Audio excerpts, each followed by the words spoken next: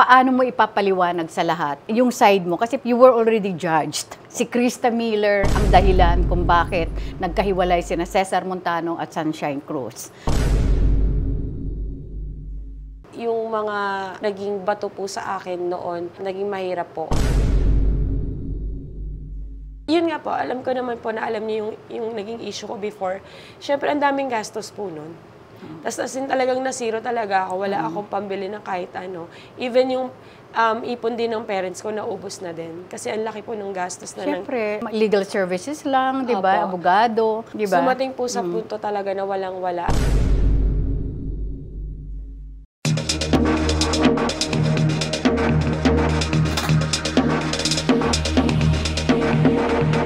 Pag tayo kasi nakakaramdam tayo ng pagkukulang, naghahanap tayo. Ibig sabihin, sila, hindi nila hinahanap yung dad nila, which means hindi sila nakakaramdam ng pagkukulang. Kailangan kong mag-back to second year para matapos ko yung pag-aaral ko. Ginapang ko po yun. Nag-online teacher ako, tas call center.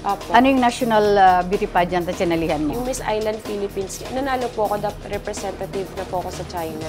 Ako po yung magdadala ng Philippines. Hindi na po ako natuloy na. Okay. Was there a time na nagkita kayo in person ni Sunshine Cruz? Sa tagal-tagal ng panahon na nangyari na yun, nakalimutan na rin po na lahat. Lahat naman po may kanya-kanyang sakit na naramdaman that time eh.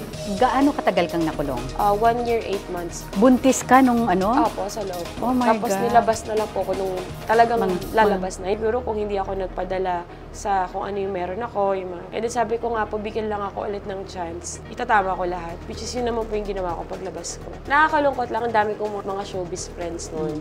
Nawala din talaga sila. Kaya mahirap din po kasi ako magmahal eh. Kasi pag nagmamahal din po kasi ako na out of focus po talaga ako. Kasi all out po kasi talaga ako, Tita Aster eh. Totoo naman po yun eh. Kung hindi ka madata pa, hindi mo malalaman lahat. Hi everyone! This is Krista Miller and I'm inviting you all to watch TikTok with Aster Amoyo. Every Friday po yan, 12 noon. See you!